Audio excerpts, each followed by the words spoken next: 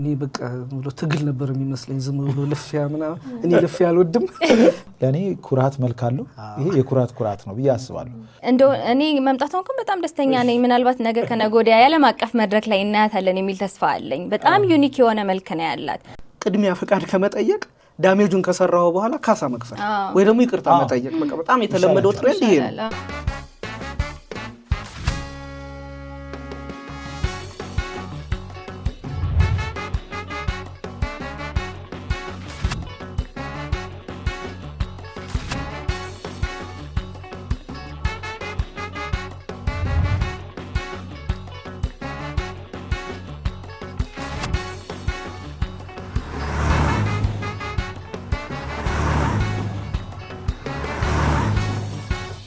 ኢቲኤፍሲ ሁለተኛው ፋይቱ በጣም በቅርብ ቀን ሊከናወን እንደሆነ ታውቋል እና ሰሞኑን በተለይ ትላንት ማለት ነው እንዳለ ሶሻል ሚዲያው የፌስ ኦፍ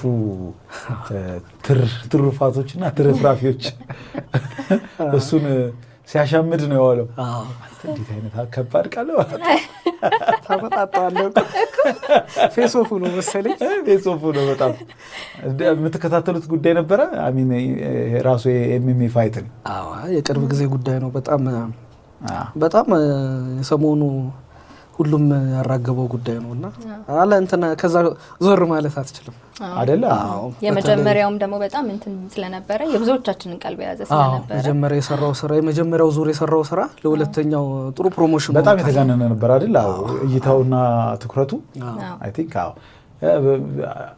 አሚን እኔ እዚህ ሳይመጣም ኤምኤምኤ በጣም ኢንትረስት የሚያደርገኝ ሰው ነኝ በጣም ነው የምከታተለው በጣም እንደውም ይሄ ያለ አይደለ አንዳንድ ሰዎች ዝም ብሎ ድብድብ ነው ይሄ የጥጋበኞች ድብድብ ነው ወይም የሥራ ፈቶች ድብድብ ነው የወረው በለጭ ብለው የሚያስቡ ሰዎች ጋር ሁሉ የሚከራከረው ሰው ነኝ ብዙም ጥናቶች አሉ አይደል ኤምኤምኤ ላይ አሁን ከኢቮሉሽነሪ ሳይኮሎጂስቶች ጀምሮ ብዙ ለምንድን ነው ሰዎች በዚህ ደረጃ ኦብሴስድ ሆነው ፋይት ይሄ በተለይ የኤምኤምኤ ፋይትን የሚያዩት ኤምኤምኤን ስፔሻል የሚያደርገው ብዙ ጊዜ እነዛ ስፔሻላይዜሽናቸው ይሄ ታይኳንዶ ሬስሊንግ ሙዋይ ታይ ምናምን ሁሉንም ስፔሻሊ ያደረጉት እንደ ቦክሲንግ ምናምን ይባሉትን ቀላቅሎ የያዘ ስፖርት ስለሆነ ፋይቱ ዝም ብሎ ከውጪ ለሚያየው ሰው በቃ ባለበሌለ መደባደብ አይነት ስሜት ይፈጥራል እና ቀረብ ብሎ ካላየው ቴክኒኮቹ እንዴት ኢንትረስቲንግ እንደሆኑ የመሸናነፊያ መንገዶቹ እንዴት ኢንትረስቲንግ እንደሆኑ አጠቃላይ ፋይቱ እንዴት ቀልብ እንደሚገዛና ከኋላ ሶ ያኔ እነዚህ ክርክሮች ሲበዙ ምንድነው እውነት ለመናገር እንደሚባለው ዝም ብሎ የወረበሎች ድብድብ ነው ወይስ ብዬ ብዙ ነገሮች በጊዜው አነብ ነበርና ኢንትረስቲንግ ነገሮች አሉት ብዙ ለምሳሌ ይሄ በተለይ ሞደርን ላይፍ ያመጣው የዘመናዊ ህይወት ሁሉም ሰው ቀጥለጥ አድርጎት ይሄ በቻርሊ ቻፕሊን የፋብሪካ ሰራተኛ ስንተናለ ቪዲዮ አይነት በቃ ውሎ የሚገባ ምናምን አባትም ከሆነ ቤተሰቡን የሚያስዳርቅ ቀጥለጥ ብሎ አንገቱን ደፍቶ የሚኖር አባት እናትም ከሆነች እንደዚያው ሰራተኛ ምንም ብቻ እሱ ህይወት ውስጥ የሆነ መውጫ ቀዳዳ ንዴትን ለመግለጽ ንዴትን ለመወጣት ማስኩሊኒቲን ኤክሰርሳይዝ ለማድረግ ብቻ ቀዳዳ አድርገው ስለሚቆጥሩት ብዙ ኤክስፕላኔሽኖች አሉት ብዙ ሰዎች ራሳቸውን በሆነኛው ተወዳዳሪ በኩል ቦታ ላይ አስቀምጠው ራሳቸውን እንደሚወዳደር ፋይት እንደሚያደርግ ሰው ሆነው የሚያዩት ነው ምናምን ግን እኔ ኤክስፕላኔሽኖቹን ስፈልግ ነው እንጂ ለምንድን ነው ያን ያክል ኢንትረስት የሚያደርገን ስንለው እንጂ እንዲሁም ከውጪ ስታየው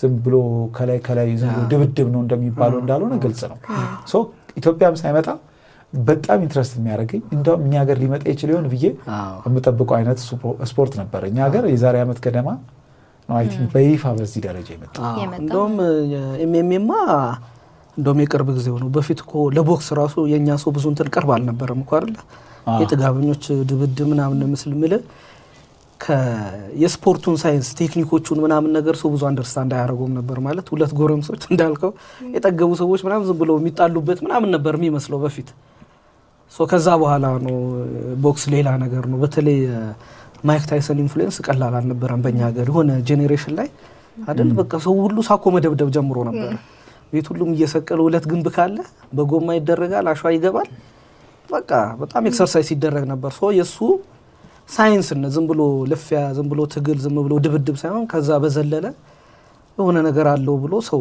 ትንሽ ሩም ሰጥቶት ነበር ኤምኤምኤ ደግሞ ትንሽ ከዛ ከቦክስ ደግሞ ለወጥ ብሎ ይመስል ነበር ግን የመጀመሪያው ዙር የታየውና አሁን እየታየው ያለው ደግሞ በተለይ ውጥረቱ ቃላት መቀባበሉ ምናምን ሌላ ቫይብ ነው የሰጠው። በጣም መጀመሪያው ላይ ነበር አይደል? በጣም ነበር። እኔ እንደሆነ የውጭውን እንደዚህ ብዙ አልከታተልም። አሁን የዚህው የሚሜ መጀመሪያው ኢትዮጵያ ሲዘጋጅ ነው። ልክ ከመጀመሪያው ንግግር ከጀመሩበት ጊዜ ጀምሮ በጣም ኢንትረስት አድርጎኝ የዛሬ ዓመት ገደማ በጣም ኢንትረስት አድርጎኝ ስከታተላቸው የነበረውና ስሜትን በጣም ኢቮክ ያደርጋል። ማጠብቀው አይነት ስሜት ውስጥ ይከተሃል እና ብዙ ሰዎችም ለዛ ነው ሪዝኔት የሚያደርጉት ብያስባለሁ። ለማየት ጉጉት ነገር ይፈጥራል። በጣም ይፈጥራል። ማታውቀው አይነት ስሜት ውስጥ በቃ እንትን ይልብሃል። አድሬናሊን አለው። ሲያዩ ከሚደክማቸው ነበርኩኝ ምንም አይገባኝ። እኔ በቃ ብሎ ትግል ነበር የሚመስለኝ ዝም ብሎ ልፊያ ምናምን። እኔ ልፊያ አልወድም ዝም ብሎ ቢላው ሰዎች ነበር የሚመስለኝና በኋላ ላይ ብዙ የውጭውን ሀገር የሚሚ ፋይቶች የሚከታተሉ ታሪኮቹን የሚያውቁ ሰዎች አሁን እኔ እንደምከታተለው ከሪም በላይ የሚከታተሉ ሰዎች ብቻ መጠኑ ቢለያይም እኛ ሀገር ሲመጣ በጉጉት የጠበቁበት ምክንያት የሌላውን ዓለም የጀርባ ታሪኮች ስለምናውቅ እና እውነት ለመናገር የባለፈው ዓመት ውድድር ሃይፑ በጣም ከባድ ነበረ። ወሬው ትልቅ ነበረ፣ ፌሶፉ ትልቅ ነበረ፣ ስድድቡ የከበደ ነበረ። ከዛ ውድድሩ ደግሞ 1 ደቂቃ ያልፈጀ ሆኖ የሆነ ለአንዳንድ ሰው ዲስአፖይንቲንግ ኤክስፒሪየንስ ነበር ማለት ይቻላል። እና ሌሎች ውድድሮች የቦክስ አብረው የነበሩ ውድድሮች አሉ። በእርግጥ ግን ይሄኛው በኤምኤምኤ ዘርፍ በጣም የተጠበቀ ውድድር እንደተጠበቀው ሆኖ አይደለም ያለቀው። በተለይ ደቂቃውን ስታስበው በጣም ሰርፕራይዚንግ ነበር። የሆነ አይነት እንደ አንዳንድ ሳውንዶች ምናምን በከባዱ ብሎ ጀምሮ ብሎ እንደሚያልቅ ነገር ስልል ያለችው ድምፅ ጨርሽ ከሳውንድ በኩል ስታየው ነገር ነው የሚመስለውና የዚህኛውም አይ ቲንክ የእሱን ጭምር ጉጉት ደግሞ ይዘን የምንጠብቀው አይነት ነገር ነበር ብዬ አስባለሁ። ግን ፌስ ኦፉን እንዴት አገኛችሁት? ከመጀመሪያው የቀጠለ ነው የሚመስለው። መጀመሪያ የጆኒና የንቃተ ህሊና የነበረው አንድም ሰው የተወሰነ ሰው ዲስአፖይንትድ የሆነው ረጅም ጊዜ ነበረ ሰጣ ገባው የነበረው ቃላት መወራወሩ ምናምንና ሁለቱም ደግሞ ሶሻል ሚዲያውን የተጠቀሙበት እንትን በጣም ሰፊ ነበረ። እሱ ነገሩ በጣም ሃይፑ በጣም ያስፈራ ነበርና ያ እንደዛ ኤክስፔክት ያደረከው ነገር 2 ደቂቃ ባልሞላ ጊዜ ውስጥ ያልቃል ብላ አጠብቅምና የባለፈው የመጀመሪያው የጆኒ እርግጥ ነው ጆኒ ተናግሯል ከ2 ደቂቃ እንደማያልፍ ቀድሞ ተናግሮ ነበረ። ግን የሚያረጋው አይመስልም ነበረ ምለ ለስፖርቱ እንትን ምናምን ትንሽ የሚዘልቁ ይመስል ነበር። እሱን ስለማናቀው በጂጂትሱ ወይም በሌላ ምክንያት ብቻ ጂሙስ ምናምን የሚያውቁት ሰዎች ሊኖሩ ይችላሉ። በአደባባይ ፋይት ግን ሌማኖቹ ሰዎች ስለማያውቁት የጉራው አካል አድርገን ነው የምትቆጥረው ነበር። እንደዛ ነበር የሚመስለው። ከዛም ሳይድ ይጎረር ነበር፣ ከዚህም ሳይድ ይጎረር ነበረ። ግን አንደኛው ሳይድ ብቻ ያለውን አደረገ። ያም ይመስለኛል ዲስአፖይንቱን ያመጣው። የዚህኛው ፌስ ኦፍ ደግሞ አይ ቲንክ ከዛኛው የቀጠለ ይመስለኛል። እንቁላል የለውም እንጂ የቀጠለ እንትን ነው። እንቁላልም ነበረ ባይዘው የሆነ ክሎዝ ሾቶች ምናምን አየው እያሰመሩ ተወርውሯል ወይስ አልተወረወረም ነው እንጂ የዚህኛው ተወርዋሪ ነው። ፌስ ኦፉን ሳይኔ ምንድነው የተሰማኝ የኤምኤምኤን ጉዳይ በጉጉት ለምንጠብቅ ሰዎች እዚህ ሀገር ላይ ትሩፋቶችንም ለምንረዳ ሰዎች ኤምኤምኤ ታሪኩ በጣም ረጅም ጊዜ ያስቆጠረ ባይሆንም በተለይ በዚህ በዩኤፍሲ መልኩ ሲመጣ ግን በጣም በፍጥነት እያደገ ያለ ስፖርት ነው። ተከታዩም ተወዳዳሪውም በጣም ብዙ ቁጥሩ እየሰፋ ያለ በጣም በተለይ ከመጀመሪያው ውድድር በኋላ እኮ ብዙ ሞይታ የምትለው ምናምን የሚሰለጡን ብዙ ሰዎች መጡ እኮ ጆኒ ጋር የሚሰለጡን በአጠቃላይ ግሎባሊ በጣም በፍጥነት እያደገ ያለ ተወዳዳሪውም ተከታታዩም እየበዛ ያለ ስፖርት ከመሆኑ አኳያ እኛ ሀገር እንዲመጣ ኃይለኛ ጉጉት ነበረ ለብዙዎቻችን። አሁንም ሲመጣም መነቃቃቱ እንደምትለው አለ። ከዛ አብሮ ተያይዞ ደግሞ የምንጠብቃቸው ነገሮች አሉ። እኔ ፌስ ኦፉን ካየው በኋላ ከፌስ ኦፉን በኋላ የወጡ ብዙ ኢሜጆችን ክርክሮቹ ምናምን ሳየው ስፖርቱ የሚፈጥረው በጎ ተጽዕኖ እንዳለ ሆኖ ትንሽ ግን የሆኑ ነገሮች ግን ከመጠን አኳያ ከመቃኘት አኳያ የሆነ መልክ ቢይዙ አሪፍ ነው ብዬ ተሰምቶኛል። የሆነ ክሪንጂ ነገሮቹ በዙብኝ ላይክ መግለጻችን በቃ ክሪንጂ ብዬ ክሪንጂ ነገሮቹ በዙብኝ። ከሃይፕ መፍጠር በጣም የስራው የቢዝነሱ በጣም ወሳኝ አካል። ሚዲያ ከቨሬጅ ያገኛል፣ ቲኬት ይቆረጣል፣ እይታውን ያሰፋዋል፣ ተጽዕኖም ከፍ ይላል።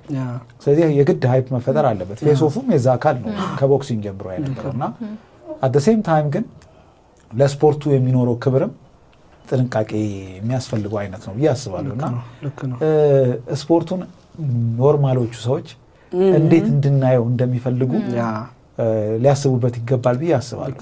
እኔ አይ ቲንክ ዝም ብሎ ከሩቅ ለሚያየው ሰው ለስፖርቱ ክብር የሚያመጣ አይነት ሆኖ አላገኘሁትም። አብዛኛው የፌሶፉ ፋንፋሮች ወይም ቲያትሪክሶቹ ከፌሶፉን በፊት የነበሩት ነገሮች አሉ አይደለ? አንደኛው በጣም የከበደኝ ነገር እውነታቸውንና ውሸታቸውን መለየት አቃተኝ። ላይክ ማለት አንደኛው ሰው በቃ ትቻለሁ ውድድሩን ወጥቻለሁ ይላል። በጉጉት የምትጠብቀውና ሰዎች ቲኬት ይቆርጡበታል፣ ስፖንሰሮች ይገቡበታል በሚለው ጉዳይ ላይ ወጥቻለሁ ገብቻለሁ ይላል፣ ተጎድቻለሁ ይላል። አንደኛው ሰው የሆነ ሲሪየስ የሚዲያ ፕሬዘንቴሽን ላይ ያለ አንዱ መጥቶ ከኋላ ይዘዋል ያንቀዋል ምናምንና የሆነ እውነቱና ውሸቱ በጣም ስካይለይ ድረስ ቲያትሪክሱ የሚያስከብር ማለት ኤምኤምኤን የሚያስከብር አይነት ሆኖ አላገኘሁትም። ያው ይሄንን ብለው ማለት ፌስ ኦፉ የሚፈልገው ሃይፕን መፍጠር የፉክክር የመዘላለፍም ጭምር ስሜቱ እንደተጠበቀ ሆኖ ትንሽ ያኛው ነገር ጥንቃቄ እንደሚፈልግ ተሰምቷል። ኤምኤምኤ እንዳልከው አዲስ የመጣ እንትን ነው፣ እኛ ጋር ገና እየተለማመደ ያለው ነውና ሃይፑ ያስፈልጋል። ፌስ ኦፉም እንግዲህ አንድ የእንትኑ ፓኬጅ ነው፣ ግን ትንሽ መስመር የለቀቁ ነገሮች አሉ እንዳልከው። አዲስ እሱን አይቶ ኢንስፓየር የሚሆኑ አሉ፣ ወደዛ መግባት የሚፈልጉ አሉ፣ ግን አንዳንድ በስነ ስርዓት ያልተቃኙ ነገሮች አሉ ይመስላሉ። እዛ ላይ እንዳልከው የትኛው ነው ትክክል የትኛው ነው ድራማ የተደረገው ምናምን አይገባህም። አንዳንድ መስመር የለቀቁ የሚመስሉ ሰጣ ገባዎች ነበሩ እና አላስፈላጊ ማለት ይሄ ስፖርትማንሺፕ የሚባለውን ነገር እሱን ብዙ እንትን ኮንሲደር ያደርጉታል መሰለኝ። አንዳንድ ቦታዎች ላይ ትንሽ መስመር የለቀቀ መስመር የወጣ ነገር ያለ እንደዛ ታዝቤያለሁ። አውትሳይድ ሆኖ ለሚያየው ሰው ስፖርቱን ገና ለሚለማመድ ሰው ምን አይቼ ኢንስፓየርድ ሆናለሁ የምትለው ከስፖርቱ ባለፈ፣ ምክንያቱም ፓኬጁ ብዙ ነው የምታየው ነገር ብዙ ነው እና እንትኑ ሃይፑ ምናምን እንዳለ ሆኖ ግን የሆኑ ቦታዎች ላይ ደግሞ ልጆች ኢንስፓየርድ ሆኖ እንዲመጡ ወላጅ አምኖበት እንዲልክ ምናምን የሚያስፈልጋሉ። ከስር የሚሰራበት ከሆነ ነው ይሄ ነገር ልክ ነው ምናምን ብሎ ትንሽ መስመር የወጡ ነገሮች መቃኘት ያለባቸው ይመስለኛል። እኔ እንደውም ቅር ያለኝ በዚህኛው ላይ ትንሽ ሃይማኖታዊ ነገር ተንጸባርቆበታል። ይሄ ወደ ሃይማኖት የመውሰድ ነገር እየታየበት ነበርና እኛ ጋር ደግሞ ሃይማኖት እንደሚታወቀው በጣም ሴንሲቲቭ ኢሹ ነው። የምታነሳው ነገር አይደለም፣ የምትቀልድበት ነገር አይደለም። ሰው ከምንም ነገር በላይ ቅድሚያ የሚሰጠው ጉዳይ ነው። ከስፖርቱ ጋር ብታያይዘው ራሱ ብለሪ ይሆናል። ከለሩን መለየት ያቀታል። ሃይማኖቱን ነው የምትደግፈው ወይስ ተወዳዳሪውን ነው እየደገፍክ ያለው የሚለውን መለየት ሊከብደን ይሆናልና ያንን ቢወጣ እንደዚህ አይነት ቀለም ሰዎች ባይሰጡት ጥሩ ነበር። ሰው ነው የሰጠው ሰው ነው። ተወዳዳሪዎቹም ሆነ ተወዳዳሪዎቹ ዙሪያ ያሉ ሰዎች ከእንደዚህ አይነት ነገር አኳያ ከሃይማኖት አኳያ ጥንቃቄ የጎደለው ነገር ሲያደርጉ አላየው። አይ ሰው ነው የሰጣቸው እንጂ ሰዎች ግን ደግሞ ለእንደዚህ አይነት ትርጓሜ የሚጋብዙ ነገሮችንም ደግሞ በሃይማኖታዊ ንግግር ሳይሆን ቅድም ያልኩት ይሄ ሙሉ በሙሉ ፕሮፌሽናሊዝም የለም ተብሎ ሲታሰብ ሁሉንም ነገር እንደ ልብ የመተርጎምም ነገር ለዛም ይጋለጣል፣ ክፍት ይሆናል፣ ለኢንተርፕሪቴሽን የተደረገ ይሆናል። እኔ ምንድነው የሆነ አባባል አለ፣ አንድ ሞኝ የተከለውን ሺብል አይነቅለው የሚባል እና እየጀመረ ስለሆነ ኤምኤምኤ የሚባለው ስፖርት እንደዚህ ነው የሚል ግንዛቤ ትርጓሜ በሰፊው ተከታታይ ዘንድ ከተፈጠረ በቀላሉ መንቀል አይቻልም። ሶ የሚጀምሩት ሰዎች በጣም ሂስቶሪክ ነገር ነው ያደርጉ ያሉት። ኤምኤምኤን የጀመሩ ያሉት ሰዎች በኢትዮጵያ ታሪክ ውስጥ ብዙ ነገሮች ላይ ያለ አይደለ ያልተጀመሩ ግን ያልተሞከሩ ግን የሆኑ ሰዎች የሚያስቧቸው አሉ። ከነዛ አንዳንዱን ሌላው ዓለም ላይ እየተስፋፋ ያለ ነገር እዚህ ሀገር ላይ ባሪፍ መልኩ ሊያመጡት እየሞከሩ ነው። ስለዚህ እዚህ ነገር ውስጥ የምትሳሳለት ነገር አለ። በአሪፍ መንገድ ቢጀምርና አንዳንድ ደካማ ጎኖች ካሉ በፍጥነት ቢያርሟቸው ብዬ አስባለሁ። ሌላው የባህል ጉዳይ አለ። አሁን ኤምኤምኤ የራሻ ኤምኤምኤ ፋይተሮች አሉ።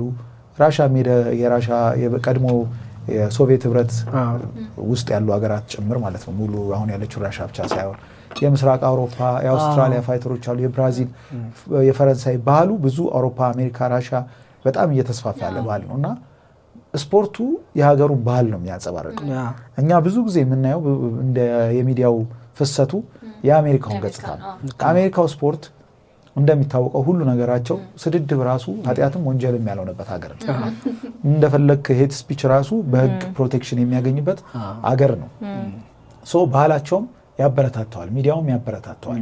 የገበያም አካል ነው። አሜሪካ በጣም በኃይለኛው በገበያ ያበደች ሀገር ነች። ስለዚህ ያለፈው እግር ኳሱን ሁሉ ስናወራ ያለ ነው። ስለዚህ ኤምኤምኤንም ስናመጣው የግድ የአሜሪካው ባህል አብረው መምጣት የለበትም።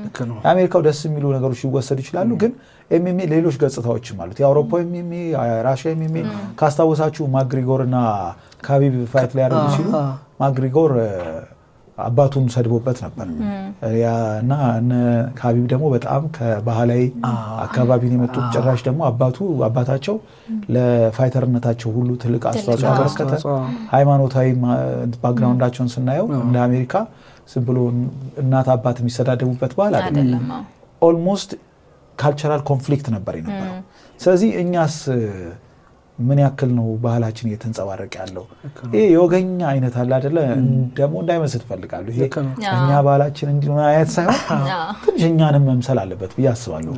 ስንተራረብም ስንሰዳደብም ማለት ስንፎካከርም ቤተሰብ ምንነካቸውና ማንነካቸውን ነገሮች ለትርጉም የተጋለጡ ነገሮች ላይ ጥንቃቄ ይፈልጋል ብዬ አስባለሁ። እየጀመርነው ስለሆነ በሆነ መንገድ እኛን እየመሰለ እንዲጓዝ ማድረግ ያስፈልጋል። ይሄን ሁሉ ነገር ስንል ይሄ የሚክስድ ማርሻል አርት ውድድር ፋይት ተጽዕኖና በተለይ ተወዳጅነቱና በጎ ተጽዕኖን ዘንግተን አይደለም። እዚህም ሀገር ቢመጣ በጥሩ መልኩ ከመጣ ከዚህ ከፌስ ኦፍ ጭምር ማለት ነው በተሻለ ሁኔታ ከመጣ ሊፈጥር የሚችለው በጎ ተጽዕኖን ዘንግተን አይደለም። እነጌታቸውም ኃላፊነቱን ወስደው ኢቲኤፍሲን ከማቋቋም ጀምሮ ይሄ ስፖርት መልክ ይዞ እንዴት ያደረጉት ያሉት ነገር በጣም ኢንትረስቲንግ ነው። እዛ ነገር ላይ አሪፍ እንዲሆን የመፈለግ አስተያየቶች ስለሆኑ የሆኑት እነሱም እዛው ሩጫ ውስጥ ስለሆነ ያሉት በተለይ ውድድሮቹ እንዳለቁ መለስ ብለው ሲያዩዋቸው የሚያገኟቸው ነገሮች ናቸው ብዬ አስባለሁ። በሴቶቹ መካከል የነበረውን እንትን አይታችሁታል? ፌስ ኦፉ በዛራና ያብስራ መሰለኝ ተባለ። የነሱ በጣም ደስ ይል ነበር። በጣም ክብር የተሞላበት ነበር። አዎ እነሱ ማሳያ መሆን ይችላል ማለት ነው። ስለዚህ እንደ ሴቶቹ ሆኑ ነው። እንደ ሴቶቹ ሆኑ ነው። ወንድ ምሳሌ አተናል ያለች ነው እንረዳው ነው። ወንዶቹ አይሆንም ያለ አይ በአመለካከት አይደለ አንቺ ነሽ ያልሽው። እንደሱ ይሁን እያልሽ ነው አንቺ ነሽ ያልሽው። እንደ ሴቶቹ ሆኑ እየተባላችሁ ለነገሩ የመጀመሪያው ላይ እኮ ኤርሚያስና አይ ቲንክ መስፍን መሰለኝ በጣም ጥሩ ስፖርትማንሺፕ የታየበት በጣም መከባበር የታየበት ኤርሚ አቋለኝ የሆነ ጂም ስሰራ ዛቀው ነበር። በጣም ስርዓት ያለው ልጅ ምናምን እዛ ውድድሩ ላይም የታየው እዛ ነው። ከውድድሩ በኋላ አክቹሊ የጆኒና የንቃተ ህሊናም እኮ መጀመሪያ የነበረው ቫይብ አልቀጠለም እኮ አይደል? ከስፖርቱ በኋላ ጤነኛው ግሩ እንትን ሆነ ምናምን ቀጠለ። እንደውም ንቃተ ህሊና ጆኒ ጋር መሰልጠን ጀመረ እኮ። እሱ ነገሩ መጀመሪያም የተቃኘ ብሄር ጥሩ ነው። ምን ከሆነ በኋላ አይደለም ሆነ እሱ ነው ድራማ እንዲመስል የሚያደርገው ነገር መጀመሪያ ድራማ ራሱ ድራማም ቢሆን ድራማው ምን እንደሚያመጣ ከሃይፕ ባሻገር ማለት ድራማ ሃይፕ ይፈጥራል፣ ትኩረት ያገኛል። ከትኩረቱ ባሻገር ግን ሰዎች ኤምኤምኤን እንዴት እንዲረዱት ነው እየፈቀድን ያለው። እኔ ለምሳሌ ሴሌብሪቲ ፋይት የሚሉት አለ። ብዙ ጊዜ የሚታወቁ ሰዎች ስፖርተኛ ሳይሆኑ ወይም የኤምኤምኤ ችሎታ ሳይኖራቸው ግን ለቢዝነሱ ተብሎ ፋይት ያደርጋሉ። ሌላውም ዓለም ላይ ይደረጋል። ወይም ደግሞ እንደነ ታይሰን ከማነው ከዳት ሶሻል ሚዲያ ፐርሶናሊቲ ከጃክ ምናምን ጋር ማለት ነው ያደረገው የቦክስ ፋይት አለ፣ የኔትፍሊክሱ ፋይት። ትክክለኛ ፋይት አይደለም፣ ግን ሰዎች በእነሱ ሴሌብሪቲነት ምክንያት ትኩረት ይስባሉ። ግን አንዳንዱ አሁን ኤምኤምኤን እንድንረዳበት እየተደረገው ያለው መንገድ ሁሉም እየተነሱ ከእንትና ጋር ፋይት እናድርግ ቀልድ መሰለኝ ነገር። ስፖርቱ ማለት ሌላው ዓለም ላይ እኔ አንድ የምወደው ነገር ከኤምኤምኤ ፋይት ጀርባ ያለው ታሪክ በጣም ነው የሚደንቀው። የተወዳዳሪዎቹ ዲሲፕሊን፣ ትጋት፣ ልፋት፣ ስቃይ፣ ኪሎ ለመጨመርና ለመቀነስ የሚያሳዩት ነገር የሚፈልገው 100% ነው ማለት ሜንታሊ ፊዚካሊ ኢቭን ስፒሪቹዋሊ 100% ይፈልጋል። ያንን ለማምጣት የሚሆኑት ነገር የሚታገሉት ትግል የቤተሰባቸው ታሪክ ጀርኒያቸው ከየት እንደደረሱ ማለት ስታስቡት ነንጋኑ አሁን የካሜሮን አዩ ራሱ በጣም ጉረኛ የሚባለው ማግሪጎር እነ ካቢብ ዩኔም ተማላ አይደለ እነ ኦሊቬራ የብራዚሉ ታሪካቸው እኮ በጣም የሚደንቅ ነው። አሁን ኦሊቬራን ብታዩት 7 ዓመቱ ላይ ምናምን መራመድ አትችልም የተባለ ሰው በማርሻል አርት ምክንያት እዛ የደረሰ ሰው እነንጋኑ ከካሜሮን የመጨረሻው የድነት ህይወት ውስጥ ወጥተው ፈረንሳይ ተሰደው ቦክስ ለመስራት ጂም ውስጥ እያደሩ ከዛ በኋላ ደግሞ ከቦክስ ደግሞ ወደ ኤምኤምኤ የተሸጋገሩበት መንገድ ህይወታቸው እንዴት እንደቀየሩ ተወርቶ የሚያልቅ አይደለም። ኢቭን እነ ካቢብ ከዛ ማለት ሩሲያና አሜሪካ ያላቸው ቴንሽንን አልፈው አሜሪካ ላይ እንደዛ መገነን የቻሉ ሰው የራሳቸውን ጭምር ዊንግ ፈጥረው መንቀሳቀስ የቻሉ መሆን ስቶሪያቸው ቀልድ አይደለም። ኢትስ ስቶሪ ኦፍ ሬዚሊየንስ በጣም የዲሲፕሊን ታሪክ ነው። ሶ አንዳንዴ እንዳናቀለውኛ እነሱ በጣም እየለፉ እንደሆነ ገምታለሁ የኤምኤምኤ ፋይተሮች ግን እኛ ኤምኤምኤን የምንረዳበት መንገድን አቃለን እንዳናየው ሊጠነቀቁ ይገባል። እነሱ የሚያደርጓቸው ለድራማ እንኳን ቢሆን የሚያደርጓቸው ነገሮች ኦኬ ይሄ ነገር ዝም ብሎ ዋዛ ፈዛዛ ነው እንዴ የውርጋጥ ነው እንትሩ እንዴ ከሩ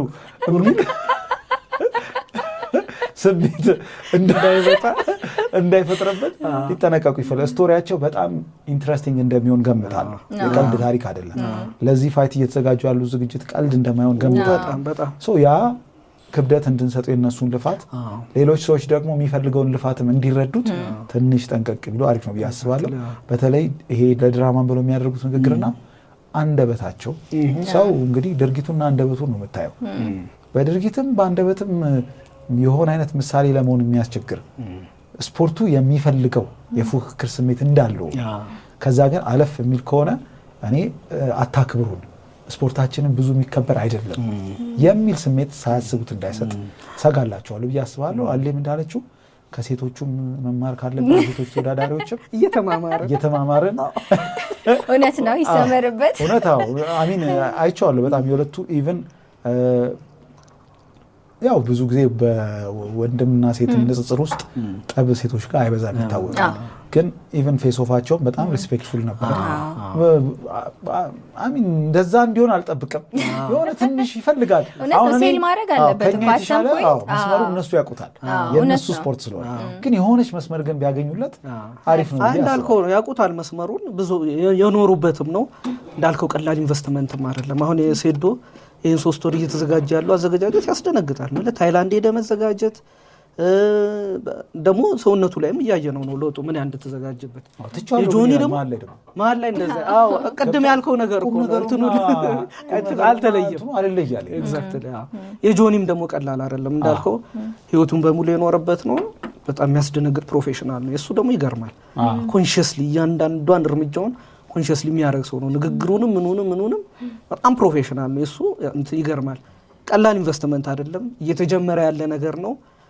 በቃ እንዳልከው ስነ ስርዓቱ እንዳያመልጣቸው የሆነ ነገር እንዳያመልጥ አይ ነው ምን የሆነ እንደዚህ አይነት ነገሮች ማዘጋጀት ቀላል ነገር አይደለም። ዋናው ትልቁ ስራ ተሰርቷል ተጀምሯል። ግን በጥቃቅን ነገሮች ፌል እንዳያረጉ በጣም መጠንቀቅ አለባቸው። እነ ጌቼን ነገር በመጀመራቸው ትልቅ መነቃቃት ነው የፈጠሩት ወጣቱ ላይ ምናምን። ግን እንዳልከው እንደ ድሮ እንደ ሰፈር ዱርዬ እኔ እዚህ እንትን አለውኝ እዛ የሚችለኛል ምናምን ሳይሆን ስነ ስርዓት ተበጅቶለት ስነ ስርዓት ዝግጅት ጊዜ ወስደህ ምናምን ሲሪየስሊ መታየት አለበት። ካሁን በኋላ ብዙ ትውልድ የሚመጣበት ሊሆን ይችላል። ወጣት ላይ ብዙ መነቃቃት ሊፈጥር ይችላል። ሲሪየስሊ መታየት አለበት። አዎ በጣም ኦሎምፒክ ሄደው አትሌቶች ሲያሸንፉ አገሩ ሁሉ በሙሉ ሯጭ ነው። አሁንም እነሱ በጣም በጥንቃቄ ካስኬዱት ኃይለኛ አትሌቲሲዝም እንደሚፈጥር ኤምኤምኤ ተወዳዳሪ ለመሆን የሚመኙ ልጆች ሊፈጠር እንደሚችል ታይቷል። ደግሞ ውጤቱ ጆኒ ጋር የሚሰለጥኑ ልጆች የመጡ እዛ ስዊት ቦክስ ከዛ በኋላ የመጡ ብዙ አሉ በጣም ብዙ መነቃቃቱ ተፈጥሯል። እንደ ተመልካች ራሱ እንደ ተወዳዳሪ ብቻ ሳይሆን ከመጀመሪያው ኤምኤምኤ በኋላ ይሄኛውን በጣም ብዙ ነው እየተጠቀመ ያለው። ዴፌሶፉ ራሱ እኮ ዋናው ውድድር ነበር የሚመስለው እኮ እንዴት የነበረው ቫይብ እንደ ሙልት ብሎ ምናምን አይ ቲንክ እዛው አድዋ እንትን ውስጥ ነው የሚደረገው። ፌሶፉም እዛ ነበር የነበረው ኦልሞስት ሙሉ ነበር። ፌሶፉ እንደዚህ ከሆነ ዋናው ውድድር ምን ሊመስል እንደሚችል እየፈጠረ ያለው ተጽዕኖ ቀላል አይደለም። ምን ጠብቃላችሁ ግን ውጤት በጆኒና በሴዶ መካከል ምን ጠብቂያለሽ? የሴቶቹ ነው ተናገራል። በዛራና ዳብስራ መካከል አይ ዶንት ኖ በጆኒና በሴዶ ግን አይ የሴቶቹን አልተከታተልኩኝም። የመጨረሻውን ፌስ ኦፍ ብቻ ነው ያየሁት። ለዛ ለመናገር ይከብደኛል። በጆኒና በሴዶ መካከል ግን ጆኒ የሚያሸንፍ ይመስለኛል። አዎ ዴፊኒትሊ እኔ ጆኒ እንደ ንቃተ ህሊና በ2 ደቂቃ የሚጨርሱ አይመስለኝም። ትንሽ እንትን የሚቆይ ይመስለኛል። ግን ጆኒ በጣም ሌላ ሌቭል ነው ጆኒ። አዎ ሌላ ሌቭል ነው። ምን ትላላችሁ ጎበዝ? ዳጊ ውጤት ባለፈው ለፈረንሳይ ሲሆን ብዙ ብላችሁ ነው። እኔና ቢኒና ነው። አረ ዳጊስ ሴዶ እኔ ያቺ 1 ደቂቃ አይነት ነገር እንደማትሆን ገምታለሁ። ምኞቴም ይመስለኛል። ሪል ፋይት ማየት እጠብቃለሁ። ዝም ብሎ በቁም ነገርም በምንም እየቀላቀለ ቢያምታታንም ሴዶ ግን አዝ ሲምስ ግን አይመስለኝም። ሆነ ብሎ እንዲፈጠር እንዳደረገው የሆነ ሪል ፋይት ልናይ እንችላለን ብዬ ገምታለሁ። ማን ያሸንፍ? ጆኒ የሚያሸንፍ ይመስለኛል። ግን ቀላል እንዳልከው ቀላል አይሆንም። ግን ይህን የምለው ስለ ሁለቱ በጣም በቂ መረጃ ኖሮኝ ሳይሆን ብዙ ጊዜ ይሄ ከጂጂትሱ የሚመጡት ሰዎች ሌሎች ብዙ ኮንሲደር ማድረጋቸው ነገሮች አሉ። ግን የሌሎቹ ነገሮች የሚሳይ እና ብዙ እንደ ጆኒ አይነቶቹን እና እንደ ዜዶ አይነቶቹን በማነጻጸር የጆኒ አይነቶቹ እና ሌሎች ብዙ ፋክተሮችን ከግምት አስገብቼ ጠረጥራለሁ ጆኒ ሊያሸንፍ እንደሚችል። ግን የምመኘው ሎንገር ይሁን ቻሌንጅ ቢደራረጉ ደስ ይለኛል። ማለት ፉክክር ማየት አለበት። ፉክክር ብናይ ደስ ይለኛል። በጣም ያስፈልጋል። እንደባለፈው ዲስአፖይንቲንግ እንደማይሆን ተስፋ አደርጋለሁ። በጣም ባለፈው የሆነ ደህና ስልክ ይዘህ ቢሆን አምልጦህ ነበር። በቃ በሁለት ደቂቃ የሆነ ስልክ አውርተህ እስክትመጣ በዛ ሰዓት ተደውሎልህ ከሆነ ተበልተሃል። በቃ ቴክስት አይተህ ነው እንጂ ስትመለስ ነው እንጂ ስትመለስ ጆኒ እጁ ተነስቷል።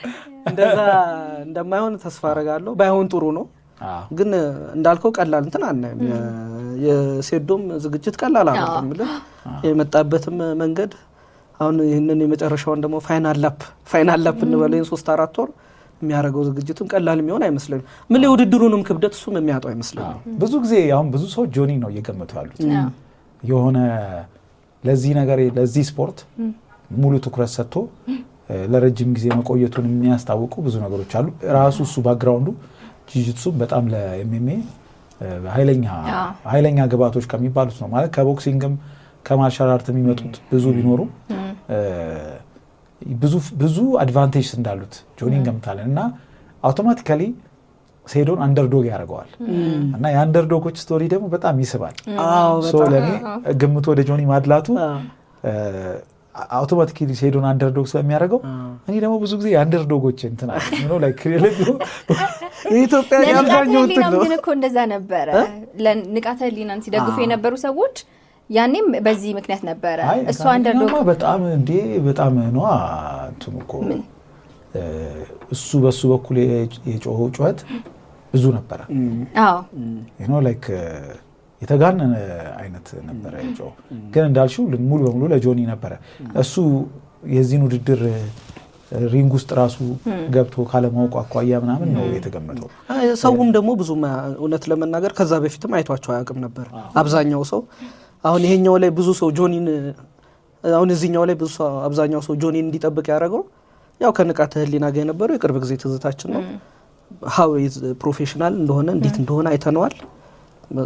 የሚያስደነግጥ ነው። ልጁ ከኮሙኒኬሽኑ ጀምሮ የሚሰራቸው ቪዲዮዎች ራሱን እንትን የሚያደርግበት መንገድ ኤክስፕረስ የሚያደርግበት መንገድ ምናምን በጣም የሚገርም ነው። በጣም ልጁ ሌላ ሌቭል ነው። በጣም ፕሮፌሽናል ነው እና ሴዶ ግን ማርሻል አርት ባክግራውንድ ያለው ልጅ ነው።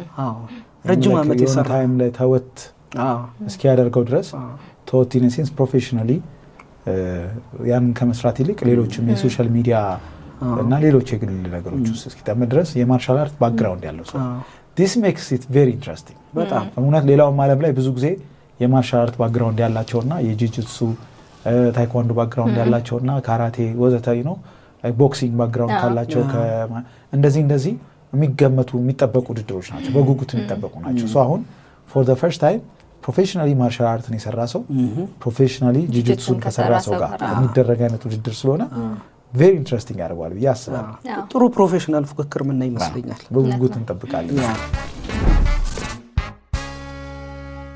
ሰሞኑን በአሜሪካ ከአንትሮፒክ የኤአይ ድርጅቱ አንትሮፒክ ጋር ተያይዞ እልባት ሙሉ በሙሉ አላገኘም፣ ግን የሆነ እልባት ወደ እልባት እየደረሰ ያለ የህግ ጉዳይ በጣም አስደንጋጭ መረጃን ይዞ ወጥቷል።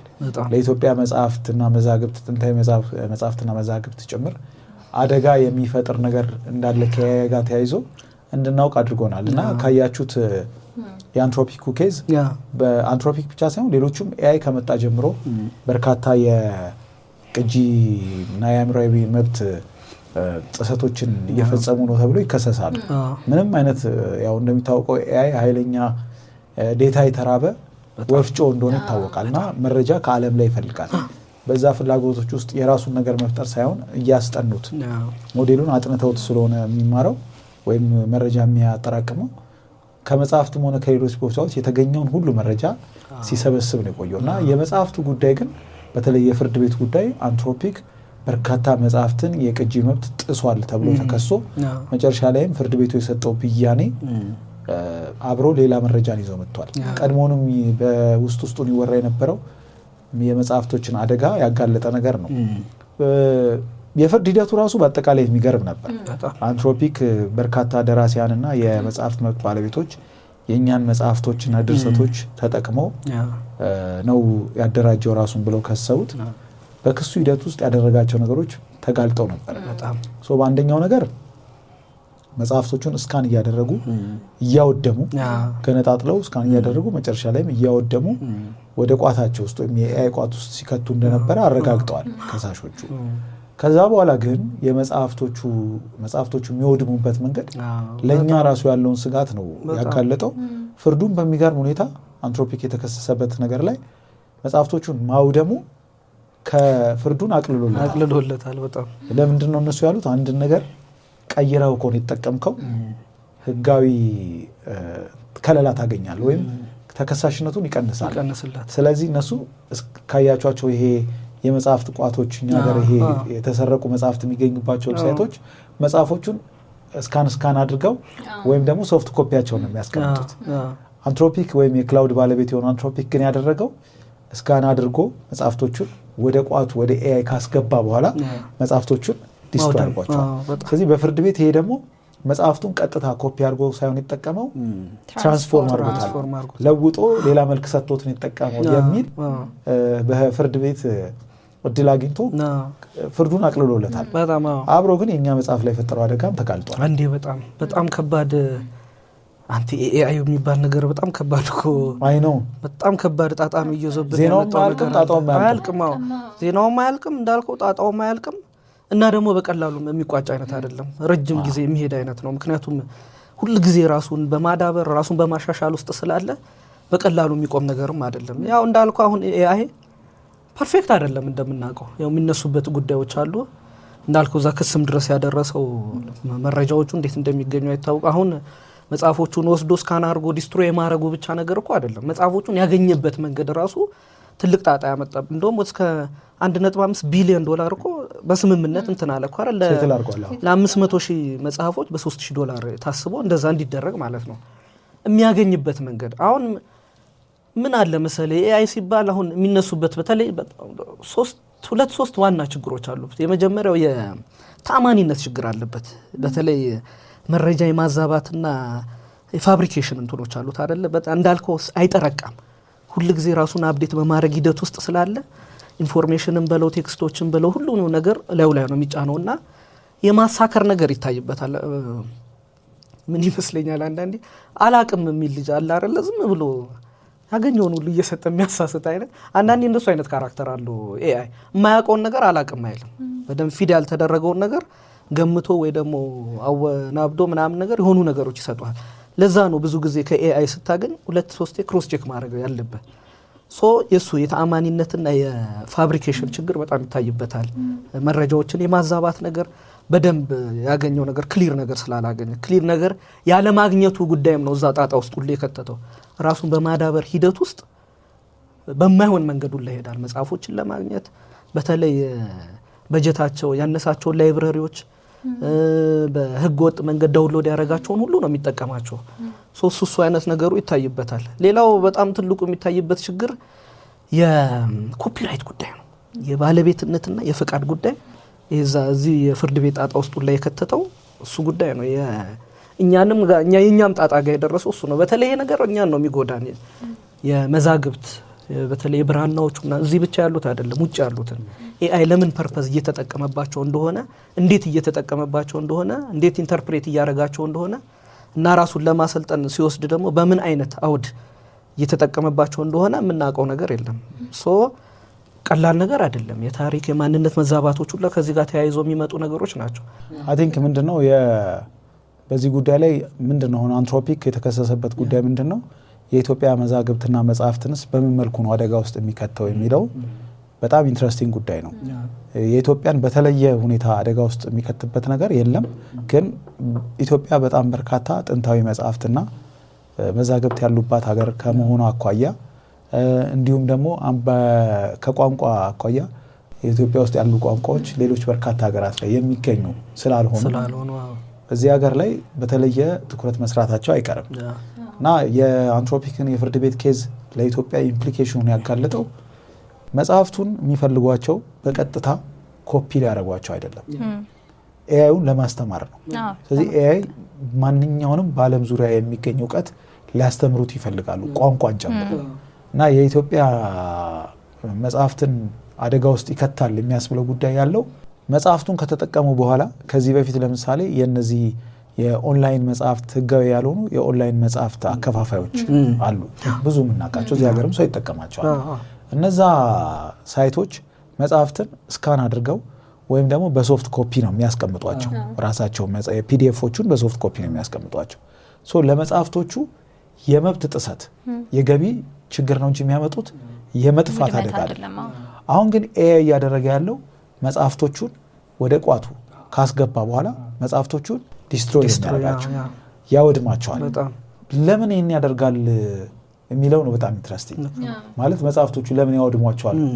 ሁለት ጠንካራ ምክንያቶች አሏቸው። በተለይ በአንትሮፒክ ክስ ምክንያት እንዲወጡ ያደረገ አንደኛው መጽሐፍቶቹን ስካን ለማድረግ እና ካስቀመጧቸው የኮፒራይት ጥያቄ ያመጣባቸዋል። አንደኛው ራሱ አንትሮፒክ እንዲፈረድበት ያደረገው እሱ ነው። መጽሐፍታቸው ራሱን መልክ ይዘው እንደ ሌሎቹ እንደ ሌቦች እንደሚባሉት የመጽሐፍት አከፋፋይ ሳይቶች እጅ ከፍንጅ እንደተያዙ ይቆጠራል መጽሐፍቱን ካስቀመጠ ራሱ ከተቀመጠ መጽሐፉ። ስለዚህ ይሄንን አላደረኩም፣ መጽሐፍቱን ኮፒ አድርጌ አላስቀመጥኩም ለማለት ያወድሟቸዋል። ሁለተኛውና ዋነኛው ምክንያት ግን ኤአይ ከዚህ በኋላ በተለይ በዚህ ጉዳይ ላይ ኤክስፐርት የሚባሉ ሰዎችን አውርቻለሁና ኤአይ ከዚህ በኋላ ብቸኛው የእውቀትና የመረጃ ምንጭ ሊሆን ወስነዋል። መሆንም ይፈልጋሉ። ለነሱ ቤስት ኢንትረስት ኤአይ የብቸኛው የመረጃና የእውቀት ምንጭ እንዲሆን ነው። ስለዚህ ለእያንዳንዱ ለሚያቀርቧቸው ነገሮች ሌሎች አማራጭ መረጃና እውቀቶች ዓለም ላይ እንዲኖሩ አይፈልጉም። ሶ ኢትስ ኢን ዴር ቤስት ኢንትረስት ለማውደም ከተጠቀሙት በኋላ ኤአይውን ካስተማሩት በኋላ ሞዴሉን ካስተማሩበት በኋላ መጽሐፍቶቹን ማውደም ነው የያዙት። ስለዚህ በሌላው ዓለም ላይ በትክክል አክሰሱ ያላቸው ኤጀንሲውም ያላቸው ሰዎች ለዚህ ነገር መከራከር ይችላሉ። ለኢትዮጵያ መጽሐፍት ግን በጣም ከባድ አደጋ የሚያደርገው በጣም በርካታ አንድ ወይ ሁለት ኮፒ ብቻ ያላቸው መጽሐፍት አሉ፣ ቅጃቸው ብዛት ያልሆነ ለኤአይ ከተጠቀሙት በኋላ ካወደሟቸው ከዛ በኋላ መልሰን አናያቸው። የእሱን የሚመስል መረጃዎች ከኤአይ እናገኛለን፣ ግን የትኛው መጽሐፍ እንደተጠቀሙት አናቅም። አስደንጋጭ የሚያደርገው ነገር እሱ ነው። ከአንትሮፒክ ክስ ጋር ተያይዘው ከወጡ መረጃዎች መካከል በጣም ያስደነገጠኝ ሙቪ በሚመስል ደረጃ በመላው ዓለም አደን ላይ ናቸው። ለኤአይ መጽሐፍ ማቅረብ የሚፈልጉ ሰዎች ትልቅ ቢዝነስ ሆኖ ስለመጣ አንድ መጽሐፍ $2,000 $3,000 እንደ እንትኑ እየተሸጠ ስለሆነ ህንድ በሉት ጃፓን በሉት ታይላንድ በሉት አፍሪካ ሀገራት ላይ በሉት እነሱ ኤአይን ያላስተማሩባቸውን መጽሐፍት ማለት ደግመው የሚሸውድበት ምናምን አይደለም፣ ያላስተማሩበት መጽሐፍ ከሆነ ያውቁታል፣ ሪኮግናይዝ ያደርጉታል። ሶ ኤአይን ያላስተማሩበት መጽሐፍ ከሆነ ለማግኘትና ለመሸጥ ሩጫ ላይ ነው ዓለም ላይ። አንዳንዶቹ አርቲክሎች በጣም ይሄ በፊት ያየናቸው የቅርሶችን ፈልጎ የመያዝ ማደን ነገር አደን እንደሆነ ልክ አሁን የመጽሐፍት አደን ነው። ሶ ይሄ ደቂቃ ላይ እንኳን ስናወራ እዚህ ሀገር ላይ ምን እየሆነ እንደሆነ እግዚአብሔር ነው የሚያውቀው። በጣም በርካታ መጽሐፍትን እጅ ውስጥ የማስገባት ግብ እንደሚኖር መገመት ይቻላል። እንግዲህ ይህን ሁሉ መረጃ ወጣው የአንትሮፒክ ክስ ነው። ስለዚህ በኢትዮጵያም ውስጥ በተለይ ቅጂዎቹ በርካታ ያልሆኑ ጥንታዊ መጽሐፍትና መዛግብት ከኤአይን ለማስተማር በሚል ፍላጎት አደጋ ውስጥ እንደወደቁ ማወቅ እንችላለን። የሆኑ ጥንቃቄዎች ማድረግ እንደሚገባም ከዚሁ መረዳት እንችላለን። ልክ ነው። ደግሞ የሚያሳዝነው ነገር ትኩረታቸውም ሁለት ነገር በጣም የገረመኝ፣ አንደኛ ፎከስ አድርገው እየፈለጉ ያሉት መጽሐፍቶች ከ2022 በፊት የተጻፉ ሙሉ በሙሉ ከሰዎች እንደተጻፉ እርግጠኛ የሆኑባቸው ፓራዶክሱ የሚያስቀው በቃ ያንን ነው ትኩረት አድርገው እየፈለጉ ያሉት። ሁለተኛ ደግሞ ህትመት ላይ ያልሆኑ አንድ ኮፒ ሁለት ኮፒ ወይም ደግሞ ጥቂት ብቻ ኮፒ የቀራቸውን መጽሐፍቶች ሁን ብለው ነው እያደኑ ያሉት። ያ ማለት በቃ እነዚህ ነገሮች ወስደዋቸው ካጠፉት በኋላ ታሪካችን ሌላ መልክ ነው የሚኖረው ጥበብ ሌላ መልክ ነው የሚኖረው ዓለማችንም ሌላ መልክ ነው የሚኖራት እነሱ ጋር ብቻ ነው ደግሞ ይሄ ለፐብሊኩም የማቅረብ ፍላጎት የላቸውም ራሳቸው ጋር ብቻ የማስቀረት ነው እንጂ ያንን መጽሐፍ ኮፒ ስካን ካደረጉ በኋላ ለሌላው ሰው እንዲደረስ የማድረግ ሐሳብን ፍላጎትም የላቸው ብቻኛ ምንጭ እነሱ ጋር ከሆነ የምታገኘው ማኒፑሌት ለመደረግም በጣም ቅርብ ነው እንደሆነው አይደለም የምታገኘው እነሱ በፈለጉት ከለር ማኒፑሌትድ የሆነ ታሪክ ማኒፑሌትድ የሆነ አርት ነው ከዛ AI ልታገኝ የምትችለው እንጂ አሁን ባለበት ካርድ ኮፒው ልታገኝ የምትችለው ነገር እሱ ኮምፕሊትሊ የሚያጣፋ ጭምር ነው በእኛ ሀገር ኮንቴክስት የሚታየኝ ስጋት ምንድነው AI በተለይ ክላሲካል በሚባሉት በእኛ ቋንቋዎች አሉት ለምሳሌ አማርኛም በለው ግዕዝም በለው በተለይ የሃይማኖታዊ ጉዳዮች የታሪክ ጉዳዮች የተጻፉባቸው ትልልቅ ፍልስፍናዎች የተጻፉባቸው ጉዳዮች በሱ አውድ AI ብዙ አልሰለጠነም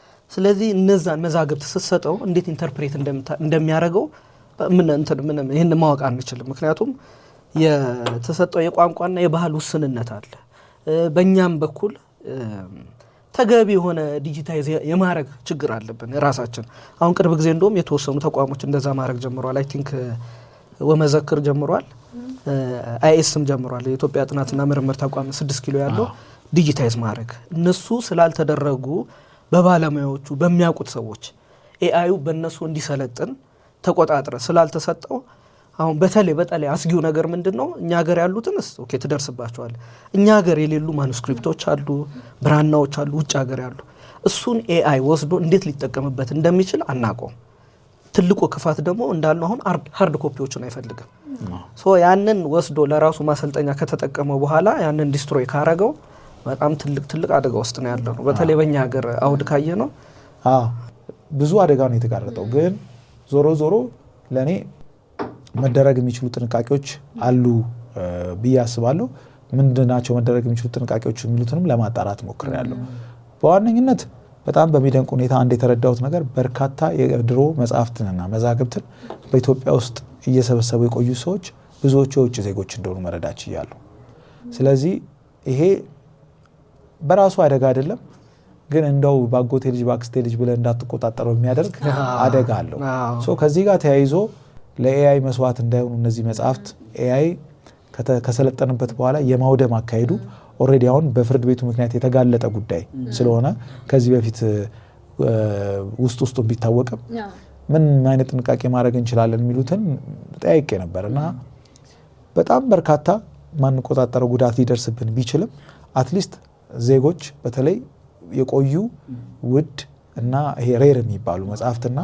ኮፒያቸው አነስተኛ ወይም አንድ ብቻውን መጽሐፍት እጃቸው ላይ ያሉ ሰዎች ከመቼውም ጊዜ በላይ መጠንቀቅ አለባቸው እንደ ቀልድ መጽሐፍቶቻችሁ ከእጃቸው እንዳይወጡ ቤተ መዛግብቶች የእምነት ተቋማት ሆነው ከዚህ በፊት እንዳለው አይደለም የመጽሐፍት ጉዳይ የሆነ የጠፋ መጽሐፍትን የመጽሐፍት ኮሌክሽን ፍቅር ያለባቸው ሰዎች እንደሚሰበስቡት አይደለም በቃ ያ መጽሐፍ ድጋሚ ላይ ታይ ይችላል የዛ መጽሐፍ ዕውቀትም ድጋሚ ምድር ላይ ታይ ይችላል ስለዚህ አንድ መጽሐፍት ወይም ሬር መጽሐፍት ያላቸው የእምነትም ሆኑ ሌሎች ተቋማት ዘመናዊ የትምህርት ተቋማት ከመቼውም ጊዜ በላይ ጥንቃቄ ማድረግ አለባቸው ግለሰቦችም እንደዛው መጽሐፍት ከእጃቸው እንዳይወጡ ከዛም ባሻገር በተለይ በበረራ ከኢትዮጵያ የሚመጡ ሰዎች ላይ የመጽሐፍት ጉዳይ ከዚህ በኋላ በቀልድ የሚታይ ጉዳይ መሆን የለበትም በተለይ ሬር መጽሐፍት ከሆኑ በፍተሻ ወቅት እንደ ቀልዳውን ከዚህ በፊት ከኢትዮጵያ ዶላር ይዞ መውጣት ወርቅ ይዞ መውጣት ወዘተ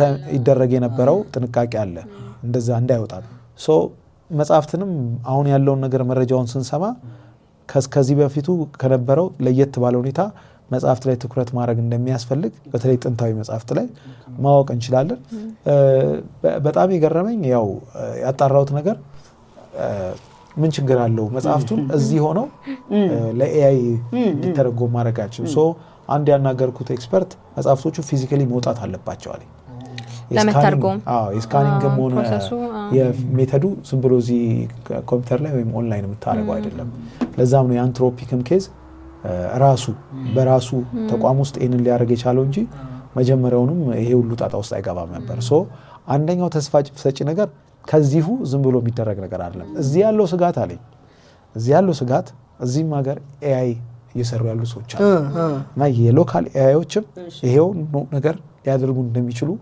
መጠርጠር ያስፈልጋል። ስለዚህ ጥንቃቄው ለውጭ ብቻ ሳይሆን እዚህም ላሉ ኤአይዎች እንደሆነ ኤአይ ዴቨሎፕ ያደርጋሉ ሰዎች ተመሳሳይ ነገር ሊያደርጉ ይችላሉ።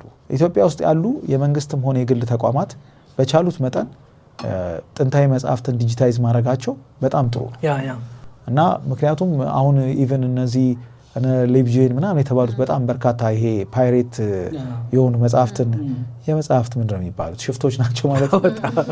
መጽሐፍትን በህጋዊ ባልሆነ መንገድ ቀበኞች የሚያስቀምጡ ሰዎች ይብዛም ይነስም የቅጂ መብት ጥሰት ቢፈጽሙ መጽሐፍቱን ግን አቆይተዋቸዋል።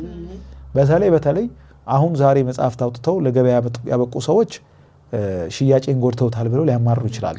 እነዚህ ቋቶች ግን በጣም ብዙ አመታት ያስቆጠሩ መጽሐፍትን ጭምር ዲጂታይዝ አድርገው ማቆየት ችለዋል። ለኔ ወንጀል ቢሆንም የሆነ የሚመሰገኑበት ነገር አለ ብዬ አስባለሁ። ኤአይ ግን ይዞ የመጣው አደጋ ለዓለም በጣም የተለየ ነው። አንዳንድ መጽሐፍት አሉ ምናልባት 20 ገጽ ሊሆኑ ይችላሉ ግን 3000 ዓመት ያስቆጠሩ ሊሆኑ ይችላሉ። ኤአይ እሱን ቅርጥም አድርጎ ከበላ በኋላ መጽሐፉን ያወድመዋል። ማውደሙ ለኤአይ የሚያበለጽግ ሰው አድቫንቴጅ ነው መጽሐፉ መውደሙ ቢኮዝ ብቸኛው የእውቀትና የመረጃ ምንጭ ያደርገዋል በዛም ጉዳይ ጭምር። ስለዚህ ከኤአይዎቹ ለምን ይሄን ያደርጋሉ ብሎ ምናማረው ጉዳይ አይደለም። የአንትሮፒክስ ያረጋገጠልን ጉዳይ it's in their best interest መጽሐፍቶቹን ዲስትሮይ ማድረግ። ኢትዮጵያ ውስጥ ያሉ የግልና የመንግስት ተቋማት ግን በቻሉት ፍጥነት መዛግብትና መጽሐፍትን ዲጂታይዝ ማድረጋቸው አንዴ ኢንተርኔት የያዘውን ነገር አይለቅም ይባላል። ስለዚህ ምንም ቢሆን ኮፒያቸው እንዲገኝ ያደርጋል ያስባለው። ከዛም ባሻገር ፊዚካል ኮፒያቸው ጭምር በሆነ መንገድ እንዲገኙ ማለት እንዲጠበቁ ማድረግ ግለሰቦች በተለይ ኢትዮጵያ ውስጥ ባይዘው በጣም በርካታ የማይታመን መጽሐፍት ያላቸው ግለሰቦች አሉ። ማለት እኔ ማስታውሰው የሆነ ጊዜ የሆነ የምፈልጋቸው መጽሐፍት መግዛት የጀመርኩበት ጊዜ ነበር እና የማይታመኑ መጽሐፍት እጃቸው ላይ ያሉ ሰዎች አሉ። ያው አንዳንዶቹ በተለይ መጽሐፍት ሲነሳ በጣም ከሚያስቁኝ ታሪኮች አንዳንድ ቤት ላይ ዝም ብሎ ሱሰኛ ልጅ ይፈጠርና ዝም ብሎ አንዳንድ እያለ 100-200 መጽሐፍቱን ይሸጣቸዋል እና እነዛ መጽሐፍቶች የት እንደሚያበቁ አታውቅም። ሌላ በፊት አሁን መርካቶ ውስጥ ሄዱ መጽሐፍ ተራ መጽሐፍ ሚሶች አሉ በጣም የማይታመኑ መጽሐፍቶች እና ብዙ ጊዜ እኔ በጣም ከመወዳቸው ፍጡራን መካከል መጽሐፍ ሻጮችን ነው። መጽሐፍ የሚወድ ሰው ይወዳሉ እና የተለየ ዲስካውንት ምናምን ያደርጉለታል። አሁን ግን እንደ በፊቱ እንደ ቀልድ ባያዩት ማለት በፊት መጽሐፍቱን የሚወድ ሰው ቤቱ ሼልፍ ላይ ደርድሮት ነው የሚያቆየው። አሁን ግን የማይገኝ መጽሐፍ ሲሸጡ ምናልባት ያ መጽሐፍ በኢትዮጵያም ሆነ በምድር ላይ ድጋሚ ላይኖር እንደሚችል እያወቁት ሊሆን ይገባል። ሁሉም ማለት የሆነ ያለውን ነገር ተረድቶ ሁሉም ሰው የቻለውን ቢያደርግ ጥሩ ነው ያስባል። አሁን ኃላፊነት ያለባቸው እንዳልከው ተቋማት ምናምን ብቻ አይደሉም በግለሰብ ደረጃ ታች ድረስ አሁን ዝም ብለ በቀላሉ የምትለቀው አይነት አይደለም። መጽሐፍ እንዳልከው የድሮ መጽሐፍት የሚሰበስቡ ምናምን አሉ እና አንዳንዶቹ ቫልዩን አያውቁትም። የሚገርም ነገር የመጽሐፉ መሰብሰቡን እንጂ የቱ መጽሐፍ ምን እንደሆነ አያውቁትም።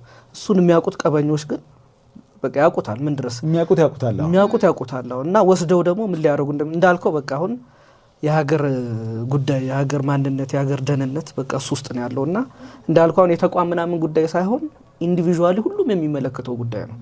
ሀገር ነው የምታድነው አሁን ባህል ነው የምታድነው ማንነት ነው የምታድነው ዝም ብለ ኢዝሊ የምትለቀው ነገር አይደለም አሁን እና አክሰስ ያላቸው አንድ አርቲክል ያነበብኩት በጣም ያስደነገጠኝ እንደ ኤጀንቶች ብለዋቸው ለምሳሌ የአንትሮፒክስ ኤጀንት ናቸው ወይም ቻትጂፒቲን ዴቨሎፕ የሚያደርገው አካል ማለት ልክ እንደ ሙቪ እንደምናምን አክሰስ ያላቸው ሰዎች አሉ መጽሐፍትን መሸጥ የሚችሉ ሰዎች እና ተሰማርተውታል ነው ያየሁት ነገር። በየሀገሩ ማለት 20-30 መጽሐፍ ካገኙ የትኛው ነገር እንደሚፈለግ እውቀቱ አላቸው። ከአንድ ተራሱ የተሻለ እውቀት አላቸው። አንዳንዱ መጽሐፍ ለምሳሌ በኢትዮጵያ ኬዝ አንዳንድ ሰው እጁ ላይ የያዘው መጽሐፍ 10,000 ብር ልግዛ ወይም 50,000 ብር ልግዛ ቢባል ሳያመነታ ሊሸጠው ይችላል። ግን የሚሸጠው ምንም ቢሆን ለአንባቢ ነው የሸጥኩት ብሎ አስቦ ሊሆን ይችላል። ቢጠፋ ምድር ላይ ይኖራል ብሎ ነው ይችላል። አሁን የገጠመን አደጋ እሱ አይደለም። ያ ነገር ድጋሚ ምድር ላይ ላይኖር ይችላል። ለኤአይ መስዋዕትነት ከቀረበ በኋላ ድጋሚ መጽሐፉ ላይኖር ይችላል። የዋጋ ጉዳይ ብቻ አይደለም። ምናልባት ደግሞ አንዳንዱ ሰው እንደ ኦፖርቹኒቲ ማይቶት ሼልፉ ላይ ይሄን መጽሐፍ ኤአይ ቢገዛኝ ሁሉ ብሎ የሚያስብም ሊኖር ይችላል። ስለዚህ አንዳንድ ሰዎች ውድ መጽሐፍት እጃቸው ላይ እንዳሉ ምናቃቸው ማለት የማይገኙ መጽሐፍት እጃቸው ላይ እንዳሉ የምናውቃቸውም ሰዎችንም የሀገር ጉዳይ ስለሆነ በጣም ማለት ጠንቀቅ እንዲሉ ዲፕሎማቲካሊ ያዛችሁት ነገር ቀላል አይደለም። ደስ የሚለው ብዙ ብር ነው ኦፈር የሚያደርጉት። በጣም ብዙ ብር ነው። አሁን እኮ ለዚህ $3,000 ገደማ ነው ፐር ቡክ የተፈረደባቸው። ለኮፒራይት ጥሰቱ እንግዲህ ለሬር መጽሐፍትማ ብዙ ብር ነው የሚከፍለው። አሁንማ በኤአይ እኮ እዛ የዋሽንግተን ፖስት ያወጣው ላይ ነው መሰለኝ ያየሁት። አሁን በኤአይዎች የተለመደው ነገር ምንድነው? ቅድሚያ ፍቃድ ከመጠየቅ ዳሜጁን ከሰራው በኋላ ካሳ መክፈል ወይ ደግሞ ይቅርታ መጠየቅ። በጣም የተለመደው ትሬንድ ይሄ ነው። እና ወዲያው ያነበብኳቸው አርቲክሎቹን the book of Eli ነው ትዝ ያለኝ።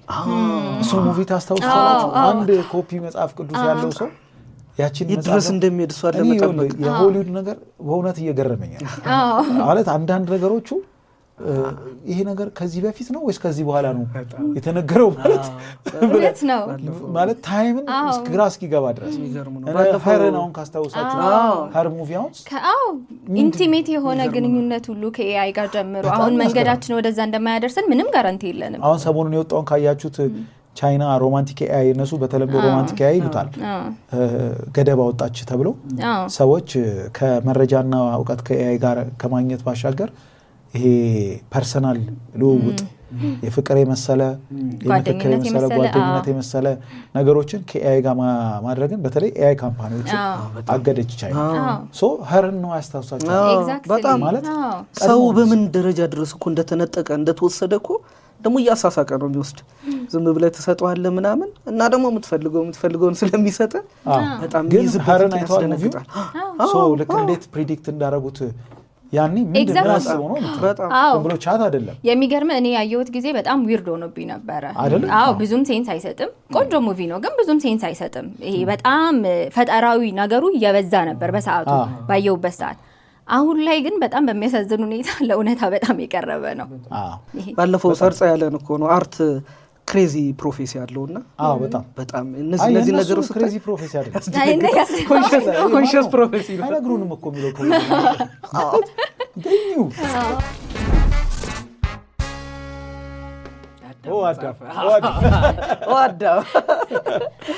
ያዳም መጽሐፍ አይ ቲንክ አራዳ ማዞሪያን ስንጀምር ነው ያዳም መጽሐፍ ያነሳ ስንጀምር ሳይሆን አይደለም ሁለተኛው ላይ መሰለኝ ሁለተኛው ላይ እሺ ሶ አይ መጽሐፉ ሊወጣ እንደነበረ እና እንደ ያልናቸው ሁሉ ወጥተዋል። ይወጣል ያልነው ወጥቷል። በሃርድ ከቨር ወጥቷል እንዳልከው ዴቭ 1008 ገጽ መጥቷል። 1008 ሆኗል። ኦፍ ኮርስ አንተ ገጽ አልሳት አይ ቅርብቶች ነው የነገሩአችን 3000 ብር ዋጋው። በመጽሐፍ እንግዲህ የመጀመሪያው ማለት ሌጋሊ ተጽፎበት 3000 ብር የተባለ ውዱ መጽሐፍ ይመስለኛል አይደል? ምክንያቱም ከዚህ በፊት ሬር ቡኮች ይሄ እንደዚህ ኮሌክሽን ያላቸው ሲሸጡል አሮጌ መጽሐፍት ምናምን 50 100 ምናምን ሺም ሊሆን ይችላል ግን በስነ ስርዓት ሀገር ያወቀው ዋጋ ሆኖ ሲሸጥ ከ3000 ብር በላይ እኔ ግጥም የሚያውቅ አይመስለኝም። አላስተውስ አሁን እሺ ምናምኖች አካባቢ እየመጣ ነው። በተለይ ከወረቀት ከህትመት ጋር መወደድ ገበያ ውስጥ ካሉ አንዳንድ እንትኖች ምናምን ገበያ ከፍ እያለ ነው ግን ምን ኤክስፔክት አድርገን ነበርኩ አይደለ? ሃርድ ከቨር ከሆነ 1008 ገጽ ከሆነ አዳምም ነው ትንሽ ጠጋ ማለቱ የሚቀር አልነበረም። ባለፈው ከሐምሌ 23 እስከ 26 እንትን ነበረ። ባለፈው ሳምንት ንባብ ለህይወት 8ኛው ንባብ ለህይወት ነበረ። እዛ ላይ ተመርቋል። በይፋም የተመረቀው እዛ ላይ ነው። እዛው ላይ ተመርቋል። ትልቅ የመጽሐፍ ባዛር ነበረ። 3 ቀን ኤግዚቢሽን ማዕከል በጣም ደማቅ ነበረ። የመጽሐፍ የፊርማ ስነ ስርዓቶች ነበሩ። ሌሎች በርካታ መጽሐፍት ተመርቀዋል። በጣም በርካታ መጽሐፎች ተመርቀዋል። ሰለሞን ሳለ አዲሱ መጽሐፍ ነው ሶል አስመርቋል። ቤተ ማርያም ተሾመ አስመርቋል። ኦኬ ናይስ። ህይወት ምሻውና ባለቤቷም እዛ ሲፈርሙ ነበር። ባለቤቷ ሪሰንትሊ ያወጣው መጽሐፍ ነበረ። እሱ ሁለቱም እዛ ሲፈርሙ ነበረ። ብዙ መጽሐፎች ወጥተዋል። ደማቅ ነበረ። በጣም ደማቅ ነበረ። 8ኛው ነው ይሄኛው የ8ኛው ዙር ነው። ሶ ኤግዚቢሽን ማዕከል ነው 8ኛው? 8ኛው? እውነትን ነው? በየአመቱ እኮ 8 ኤግዚቢሽን ማዕከል የተከናወነ? ይደረጋል እኮ ሁሌ በየአመቱ ጥናታዊ ጽሁፎች ይቀርባሉ። ሳይኒንጎች አሉ። በጣም የማይገቡ መጽሐፍት መደብሮች የሉም። በቅናሽ ነው የሚሸጡት። በጣም ደማቅ ነበረ። በተለይ ሁለት ደግሞ ያዳም መጽሐፍ ደግሞ ሁለት ነበር የወጣው ባለፈው ሳምንት ነበርክ? አልነበርኩም። ኦኬ አልነበርኩም። ሌላ ጉዳይ ነበር፣ ግን በጣም ብዙ ሰው ነበር። እኔ መጽሐፉ ልክ ሶሻል ሚዲያ ላይ መዞር ሲጀምር በጠዋት ያገኙትን የመጀመሪያው አዟሪ ነው የአዳምን መጽሐፍ ይጠየቁ እና አይ እዛ ተመረቀ እንጂ እጃችን አልገባም ማለት ነው። ሶ አይ ቲንክ ለምርቃት ይመስለኛል ለእሑድ ለምርቃት እንዲደርስ የተወሰነ ይመስለኛል የወጣው ከ3 ከ4 ቀን በኋላ ደግሞ ገበያ ላይም እንደሌለ ሰምቻለሁ። አይ ቲንክ የተወሰነው ይመስለኛል የወጣው፣ ሁሉም የወጣ አይመስለኝም፣ ግን ወጥቷል ያልናቸው ወጥቷል። በጣም ደስ ያለኝ አንድ ፖስት ያነሳው አንድ ልጅ እግሩን ሰቅሎ የአዳም ረታን መጽሐፍ ይዞ ይሄንን መጽሐፍ እያነበብኩ መሆኑን ብቻ አይደለም 3000 ብር ገዝቼው እያነበብኩ መሆኑን ወቁ ብሎ ኩራት ነው በእውነት የሚያኩራት። አሁን የካፒታል ማሳያ ነው ይሆናል። እንደ በፊቱ እንዲዘል ዞርት ይችላል። ቀላል ሰው እንዳያስቋል። ናይስ በጣም ደስ የሚል ዜና ነው። ክረምቱ ሳይገባደድ እንደሚወጣ ተስፋ አድርገን ነበረ።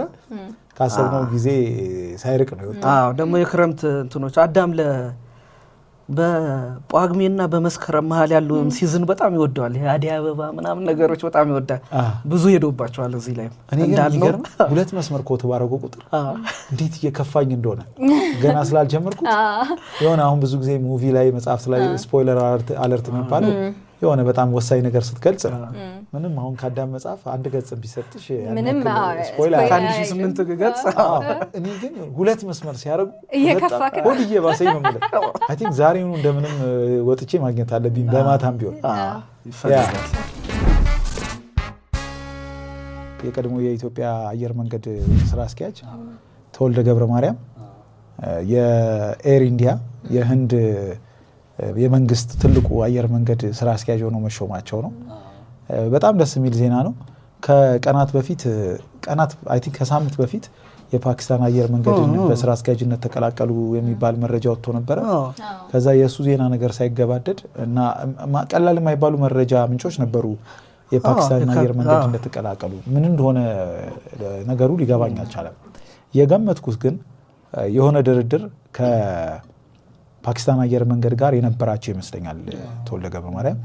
አሁን ግን በይፋ ሁሉም የዜና ምንጮችም እንዳረጋገጡት ከነሹመታቸው የህንድ አየር መንገድ ስራ አስኪያጅ ሆነው ተሹመዋል።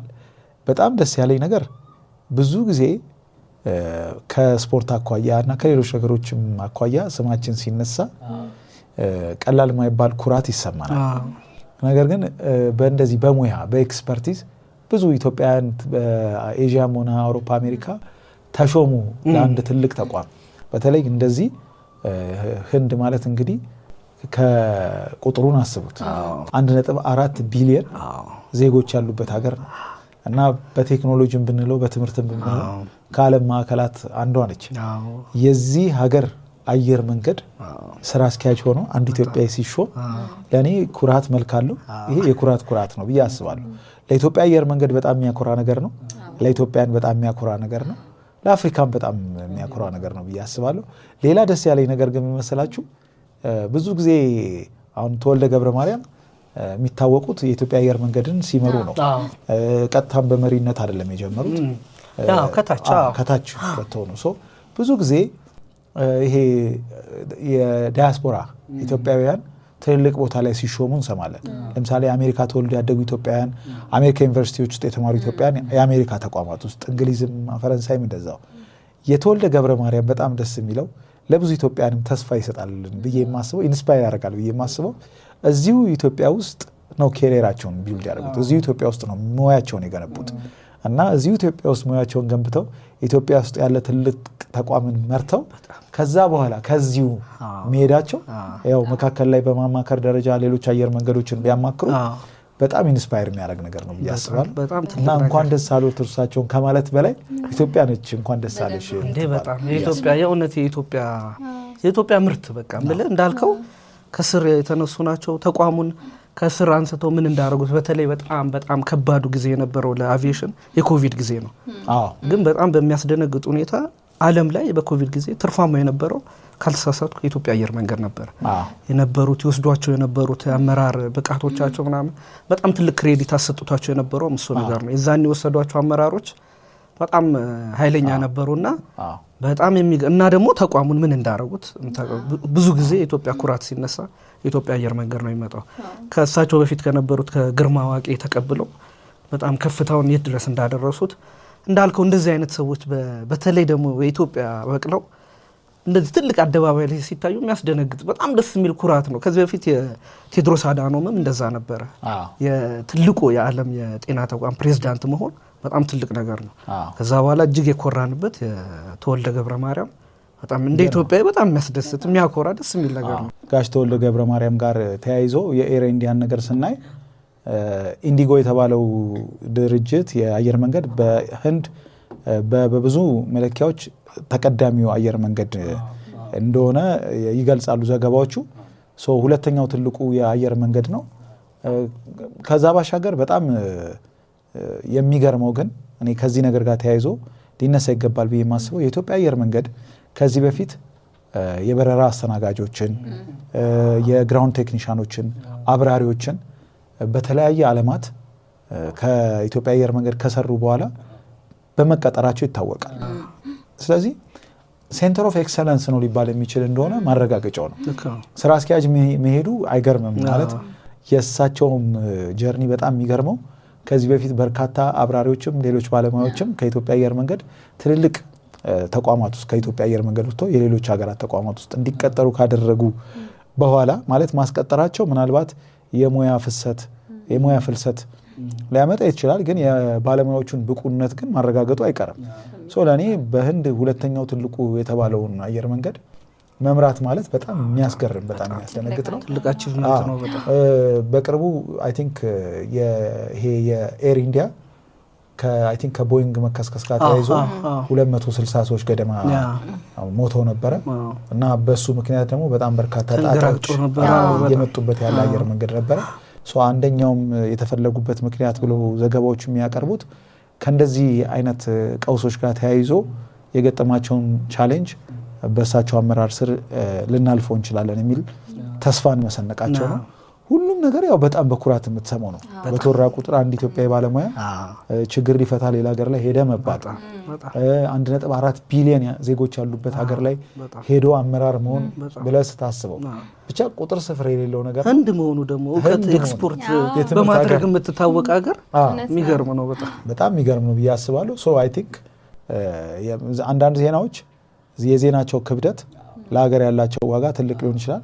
አንዳንድ ዜናዎች ደግሞ ከክብደታቸው እኩል አኩሪ የሚባሉ ዜናዎች አሉ። የተወልደም አኩሪ ነው ብዬ አስባለሁ። ሰሞኑን እችን ልጅ አይታችኋታል? በጣም እኔ በገሉሉ ማቃጥ እየመሰለኝ ነው። እንግዲህ ከጥቂት ቀናት በፊት የእሷ ፎቶ ሶሻል ሚዲያው ላይ በደንብ ሲሰራጭ ነበረ። ወጣት ልጅ ነች፣ ፈገግታዋ ይጋባል። በጣም ብዙ ሰዎች እያዘዋወሩት ነበር ምስሏንና ምስክር የተባለ ሰው ነው ከአድዋ ሃይኪንግ ጋር በመሆን ወደ ከምባታ በሚያመሩበት ሰዓት ላይ ኤልሳቤትን ያገኛታል። ውበቷን ይመለከትና ፎቶ አንስቶ ወደ ሶሻል ሚዲያው ያጋራል። ከዛም በኋላ ሶሻል ሚዲያው በደንብ ተቀባበሉት ፎቶዋን። የብዙ ሰዎችን ቀልብ መያዝ ቻለ። እሱ ምስክር ሶሻል ሚዲያው ላይ እንዳጋራው እንግዲህ የከምባታ ዞን ቱሪዝም ቢሮ ኃላፊና የሴቶች ጉዳይ ቢሮ ኃላፊ አንድ ላይ በመሆን ቲክቶክ ላይ ደግሞ በደንብ እውቅና ያለው ሰው አለ ማስተራብነት የሚገኝ እሱም የዛው አካባቢ ተወላጅ ነው። ከሱ ጋር አንድ ላይ በመሆን አዲስ አበባ እንድትመጣ አድርገዋታል። የሞዴሊንግ ህይወትን ኤክስፕሎር እንድታረግ የተሻለ ስልጠናዎችን እንድታገኝና ይሄንን ህይወት እንድትጀምር የመጀመሪያ ፎቶሹታን ማርዜል ሜካፓን ሰርታት ሶሻል ሚዲያ ላይ አጋርታናለች። ፎቶዎቹ ኤአይ ነው የሚመስሉት፣ እውነት አይመስሉም። በጣም ጥርት ያሉ ናቸው። የልጅቷም ለውጥ አንዳንዶችን በእርግጥ ቀይሯታል አስብሏል፣ ግን ብዙዎችን አስደስቷልና ኤአይ ተጽዕኖ ግን እያየን ነው። መለኪያችን ራሱ እየሆነ ነው። ኤአይ ነው የሚመስለው። አይለከና በጣም ወይ አንዳንድ ኢሜጆችን ትራንስፎርም የሚያደርጉበት ነገር በጣም ነው የሚገርመው። መጀመሪያ ዜናውን እንደ ዜና ሳላቀው ፎቶ ብዙ ሰው ሲቀባበሉ አይቻልም። እንዴት የምታምር ልጅ ነች ብዬ አልፌዋለሁ። ከዛ በኋላ አንዳንድ ጽሁፎችን ማየት ጀመርኩ። ራሱ ከመምጣቷ በፊት ማለት አዲስ አበባ መምጣት አለባት፣ ሞዴሊንግ መጀመር አለባት የሚሉ አይነት ነገሮች ሰዎች ሲጽፉ አይቻልም። ከዛ አዲስ አበባ ከመጣችና ሜካፕ ከተደርጎላት ፎቶ ከተነሳች በኋላ ደግሞ ያኛው ፎቶ ላይ የበለጠ ታምራለች፣ እዚህኛው ላይ የሚሉ አይነት ክርክር ነው የሚባለው አይነት ነገሮች ሀሳቦች አይቻለሁ። አጠቃላይ ግን የእሷ ፍጥነቱ በጣም የሚገርም ነው። በጣም ገርሞኛል። የህይወቷ ለውጥ እውነት ለመናገር ህይወቷ ላይ የመጣው ለውጥ ራሱ እንደው የሆነ ለእሷ አሪፍ ብቻ ነው ብዬ ላስብ ከበደኝ። እንደው በጣም እንትን ፔሲሚስት እንዳትሉኝ እንጂ የሆነ ሰላም ውስጥ የነበረች ነገር መስሎ ይሰማኛል። አይ እንደው እኔ መምጣቷ እንኳን በጣም ደስተኛ ነኝ። ምናልባት ነገ ከነገ ወዲያ የዓለም አቀፍ መድረክ ላይ እናያታለን የሚል ተስፋ አለኝ። በጣም ዩኒክ የሆነ መልክ ነው ያላት፣ ግን እድሜዋ ትንሽ ነው። እሱ ላይ ጥንቃቄ ይፈልጋል። ትምህርቷ ላይ መማር አለባት፣ ከዛ እንዳትጎል ጥንቃቄ ይፈልጋል። እና አካባቢዋ ላይ አሁን ያሉ ሰዎች የያዟት ሰዎች ትልቅ ኃላፊነት ያለባቸው ይመስለኛል። እነዚህ ነገሮች በደንብ ጥንቃቄ ይፈልጋሉ እንጂ ልጅቷ በደንብ ነገ ከነገ ወዲያ ትልቅ መድረክ ላይ ልናያት የምንችል እንደሆነች ተስፋ አደርጋለሁ። የሚቀድሙ ነገሮች እነሱ ችላ ባይባሉ ጥሩ ነው አይደል? ለምሳሌ ልጅቷ አይ ቲንክ 16 ዓመት ታዳጊ ናት መሰለኝ። 16 ዓመት ሆነ። ትምህርት ጉዳይ አለ፣ ለቤተሰብ ጉዳይ አለ፣ መብሰል ይፈልጋል። በጣም አርሊ ስቴጅ ነው ወደ ሞዴሊንግ ምናምን ለመግባት። ሌሎች የህይወት እንትኖች ምናምን ቢታዩ ጎን ለጎን ቢታዩ እነሱ ባይዘነጉ ጥሩ ይመስለኛል ማለት። ከዛ ከውበቷ የበለጠ ሌላ እንትን ልናገኝ እንችል ይሆናል እኮ አይታወቅም።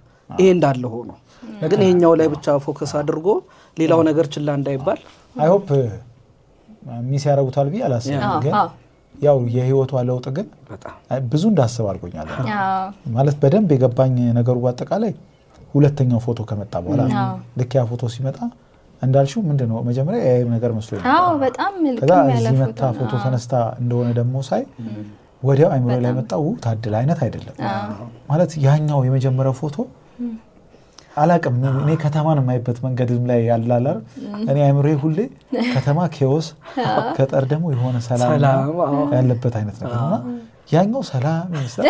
ይሄኛው ሰላሙን የነጠቁት አይነት ሰው መጣሽ ይሻላል አልሽ እኛ ጋር ይሻላል አልሽ ነገር ነው ይሆናል። እኛ ግርግር ውስጥ ይሆናል ነገር ነው። ግን ይሄን ነገር የሚያደርጉት ሰዎች በአጠቃላይ ተረባርበው እዚህ እንድትመጣ ይሄን ፎቶም እንድትነሳ ያደረጉትና ወደ ይሄ ሞዴሊንግ የሚሆን ወደ ሌላ ለዓለም አቀፍ ወይ ለሀገር ውስጥ ስፖትላይት ላይ እንድትመጣ የሚያደርጉት ሰዎች ፍጹም ቀና ሀሳብ እንዳላቸው ግን አልጠራጠርም። ምንም ጥያቄ የለም።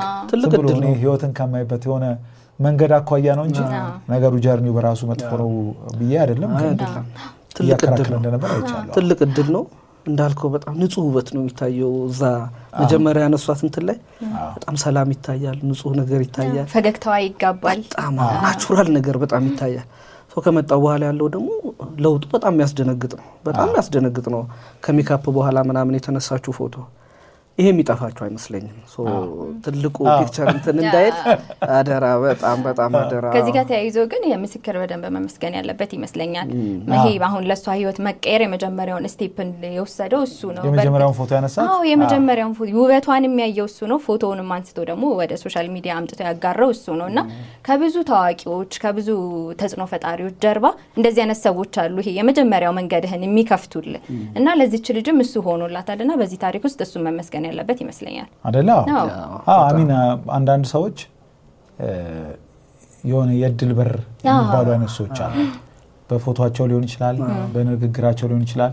እንደዚህ የብዙ ሰዎች ታሪክ አለ። ባለፈው የደጃፍ ጨዋታችን ላይ ዳግማዊ ያሊ እንዴት ሄራን ከጂጂጋ እንዴት ይዟት እንደመጣ ራሱ ከዚህ በፊት ራሱ ዮብ የነገረኝ ዮብ መኮንን እንዴት ከጂጂጋ ወደ አዲስ አበባ ኃይልዬ እንደ ቀልድ አውርቶት እና ለምን ከኛ ጋር አትሄድም ብሎት ይዞት እንደመጣ ማለት ፎቶ በማንሳትም ሆነ በሆነ ንግግር ውስጥ ብቻ የሆኑ ሰዎችን ድንገት አይተው የሆነ እድል በር የሚከፍቱላቸው ሰዎች አሉ። የእግዚአብሔር እርዳታ ሲጨመር ማለት ነውና የሆነ አይነት እንግዲህ በቅንነት ወይም የሰውን ውበት ታለንት አይተው ለማውጣት ቅንነቱም አይኑም ያላቸው ሰዎች አሉ። ልክ ነሽ። በጣም የሱም ምስጋና የሚገባው ነው ብዬ አስባለሁ። አንዳንድ ቅጽበቶች ታሪክን ነው የሚቀይሩት። አንድ ፎቶ እንትን ሻት በጣም እንትን በጣም ሁሉ ነገር እግረ መንገድ ደግሞ የሚገርም። አራዳ ማዞሪያ ጋር አብራችሁን ስለቆያችሁ በጣም እናመሰግናለን። ቆይታችሁን ከወደዳችሁት ለሌሎች ማጋራቱንም እንዳትረሱ። እንዲነሳ የምትፈልጓቸው ሐሳቦች ካሉ፣ እንዲጋበዙ የምትፈልጓቸው እንግዶች ካሉ፣ እንዲሁም እንዳይታለፍ የምትፈልጉት ስክሪንሾት ካለ በቴሌግራም ቻናላችን ደጃፍ ቲቪ ላይ እንዲሁም በፌስቡክ እና የትዊተር የደጃፍ ቲቪ ገጾች በኩል ኢንቦክስ ልታረጉልን ትችላላችሁ።